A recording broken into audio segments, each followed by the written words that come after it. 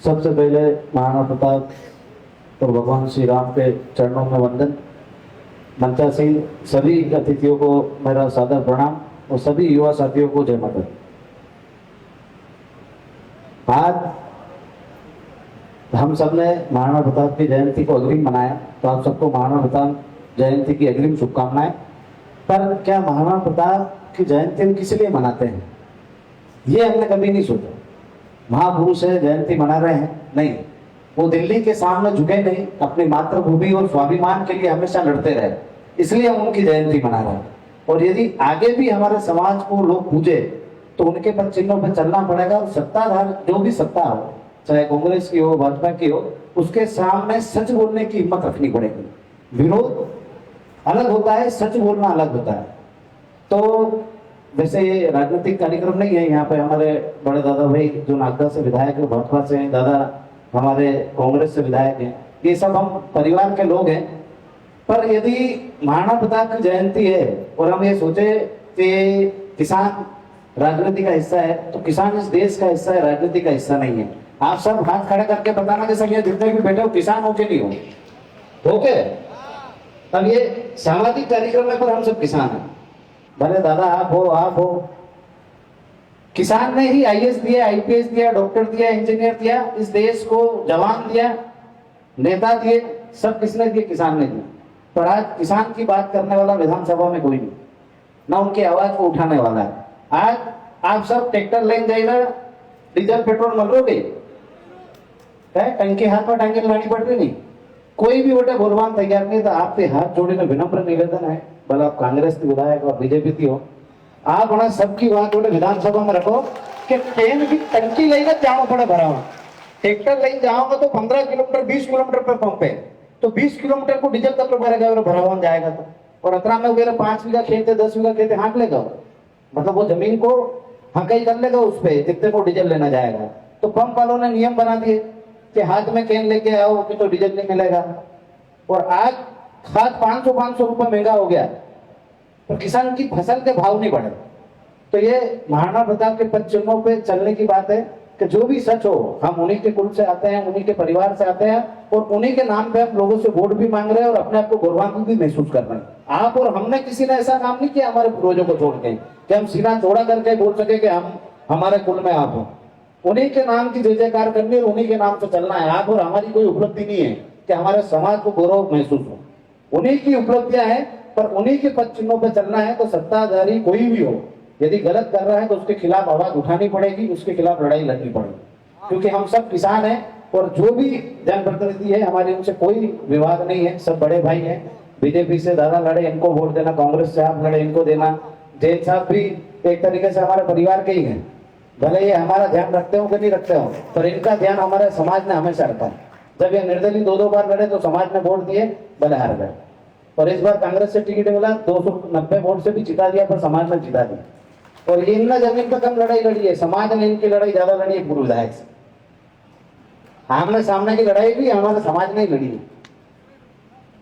तो हम जो लड़ाई लड़ रहे हैं और जो महाराणा प्रताप की बातें कर रहे हैं, जैसे यहाँ लाइब्रेरी की घोषणा हुई थी, पर हमने 2-3 बार खबर पहुंचाई थी, तो आपने आज बताया कमरा मिल गया है हमारी तरफ से जो लाइब्रेरी देनी है। आप भले फरमाओगे तो हम हाथों हाथ जो भी पैसे लगेंगे वो पैसे अपने खाते में डला देंगे, आप यहाँ लाइब्रेरी चालू करवा देना। क्योंकि किताबों का अनुभव नहीं है हमें, कौन कौन सी किताबें लगेगी तो आप आपके हिसाब से मंगा लेना।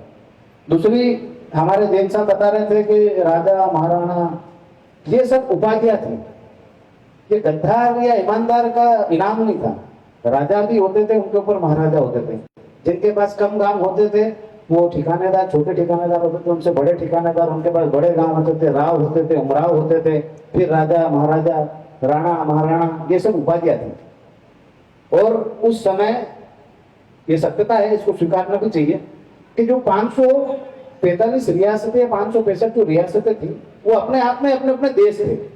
उनकी अपनी अपनी मुद्राएं थी, उनकी अपनी अपनी व्यवस्थाएं थी, अपनी अपनी सेनाएं थी, और उनकी अपनी अपनी सारी मतलब प्रजा भी उनकी अपनी थी कि ये हमारा देश है, ये हमारा देश है। तो राजपूत भी आपस में लड़ा है, ऐसा नहीं कि खाली मुगल से ही लड़ा है। अपने अपनी सीमा की सुरक्षा के लिए सब अपने अपने लोगों से लड़े हैं, और सबने अपनी अपनी संधियां की। तो मेरी नजर में कोई भी राजपूत राजा जितने भी हैं वो गद्दार की, यदि इतिहास को अंदर से पढ़ोगे पूरा तो आपको पता चल जाएगा कि सबने अपने अपने क्षेत्र का संरक्षण के लिए लड़ाई लड़ी, अपने लोगों की, अपनी प्रजा की रक्षा के लिए लड़ाई लड़ी। और एक भी ऐसा राजघराना नहीं है जिसने 12 या 15 साल के अपने बच्चे का बलिदान नहीं करवाया अपनी प्रजा को। तो ये ईमानदार कौम थी और खाली जनता के आंखों में आंसू देखे थे।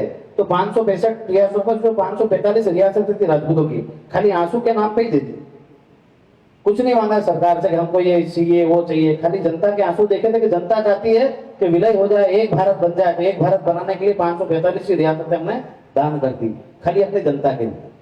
और आज भी यदि क्षत्रिय है तो अपनी जनता के लिए, अपनी प्रजा के लिए लड़ता है, जाति धर्म सब चीजों से ऊपर उठ के लड़ता है। कई बार अलग अलग राजनीतिक दल अपनी अपनी बातें करते हैं, हमको भ्रमित भी करते हैं कि राजपूत मुसलमानों से लड़ा, मुगलों से लड़ा। नहीं, राजपूत एक दूसरे राजा से लड़ा। दिल्ली का राजा अकबर था, महाराणा प्रताप चित्तौड़ के थे, पर दिल्ली के राजा के सेनापति मान सिंह जी थे और हमारे महाराणा प्रताप के सेनापति हकीम का सूरी थे, वो पठान थे। तो ऐसी बहुत सारी कहानियां हैं, किस्से हैं, इतिहास में दर्ज है। जो 80 घाव लगे थे तन पे, फिर भी व्यथा नहीं थी मन में, राणा सांगा। उनके सेनापति भी मुस्लिम थे, मेवाती थे, पर उनके सामने भी कई राजा थे जो सामने से आके भी लड़े। तो वो अपने अपने क्षेत्र के संरक्षण की, मातृभूमि की लड़ाई थी, अपनी प्रजा की लड़ाई थी। हमने हमारी ईमानदारी से लड़ी और जो भी हमारी प्रजा थी उसका संरक्षण किया और अपने प्राणों का हंसते हंसते बलिदान दे दिया। तो आज भी हमारी यही व्यवस्था होनी चाहिए कि सत्य के साथ लड़ना है, अपने अधिकारों के लिए लड़ते रहना है, चाहे हमको बलिदान हो जाए। वरना आप और हमने ऐसा कुछ नहीं कमाया है कि अपने पिछले वाली पीढ़ी अपने नाम से बोल दे कि हम, हमारे बाप दादा ये करके गए इसलिए हमको गर्व महसूस हो रहा है। उनको भी इन्हीं के ऊपर करना पड़ेगा। जब से राजतंत्र गया ना, उसके बाद एक भी ऐसा पैदा नहीं हुआ जिसके ऊपर हम गर्व करके बोल सके कि हमारे वंश में पैदा हुए थे, ये इनने ये कर दिया। तो आपको हमको लड़ना पड़ेगा, क्योंकि जब जब क्षत्रिय लड़ा है ना, तभी उसका इतिहास में नाम लिखाया है और इतिहास में नाम लिखाने के बाद उसको पूजा गया है। क्षत्रिय यदि शस्त्र डाल देगा, लड़ना छोड़ देगा, तो उसको कोई नहीं पूजेगा। इसी के साथ जय माता दी, जय श्री राम। मेरी बातों से किसी को ठेस पहुंची हो तो माफी चाहूंगा, क्योंकि ये मेरे पास, मैं पिछली बार भी 2 कार्यक्रम में गया तो महाराणा प्रताप जी की जयंती के ही कार्यक्रम थे। बहुत सारे लोगों के फोन आए, मैसेज आए कि आप किसानों की बात नहीं करते, वहां जाते बोलते हो तो राजनीतिक मंच नहीं है। तो किसान राजनीति का हिस्सा नहीं है, क्योंकि भाजपा में भी किसान है, कांग्रेस में भी किसान है और हम सब भी किसान परिवार के ही। इसलिए मैंने किसानों की बात आपके सामने रखी। खाद की समस्या है, भाव की समस्या है। किसान तो कर्जे में भी इतना डूबा हुआ है कि उसका कर्जा, पिछले एक बार सरकार आई थी कांग्रेस की तो 2 लाख तक का माफ करने का बोला था, पर 1.5-2 लाख तक हुई है माफ। अभी वाली भी कर देगी तो किसान थोड़ा कर्जे से मुक्त हो जाएगा, बाकी वो कमा के तो नहीं भर सकता। इस बार वास्तविकता बता रहा हूँ साहब मैं आपको कि 30 किलो, 40 किलो, 50 किलो सोयाबीन हुए बीघे के, और जो 15 कुंटल, 18 कुंटल गेहूं होते थे वो 7 कुंटल, 6 कुंटल, 8 कुंटल ही हुए। तो वो अपने बच्चे की फीस भी नहीं भर सकता, माँ का इलाज भी नहीं करा सकता। आजकल हर व्यक्ति के घर में शुगर और ब्लड प्रेशर और हार्ट अटैक की बीमारी है इसे। और जो अपना आयुष्मान कार्ड है वो भी हर अस्पताल में चलता है। जहाँ हार्ट का इलाज करना है वो आंख का इलाज करता है वो, और जहाँ आंख का इलाज करना है वो हार्ट का इलाज करता है। तो इसमें भी आपको थोड़ा सा चिंता करनी चाहिए और उसको दुरुस्त कराना चाहिए कि जहाँ हार्ट का डॉक्टर है वहाँ आयुष्मान काम करे हार्ट के लिए, और जहाँ आंख का अस्पताल है वहाँ आंख के लिए काम करे। इसी के लिए आप सबको धन्यवाद, मौका दिया, बुलाया, सम्मान दिया। और एक और हमारी जो टीम है वैसे बहुत अच्छी है, सब मिलके काम करते हैं साथ में, पर इस बार इनकी मेहनत कम थी क्योंकि इनने समय नहीं दिया। तो मैं आपसे यही निवेदन करूंगा कि कोई सा भी कार्यक्रम ले, समाज के बहुत सारे गांवों से फोन आए हमारे पास कि हमारे गांव तक सूचना नहीं है, खाली फेसबुक और व्हाट्सएप पे डाला है। तो जो भी पूर्व जो हमारे तहसील अध्यक्ष और नए तहसील अध्यक्ष हैं, आप पूरी एक बार मीटिंग करना और सब लोगों को सूचना करना ताकि अगले कार्यक्रम में किसी की नाराजगी नहीं हो। जय माता दी, जय श्री राम।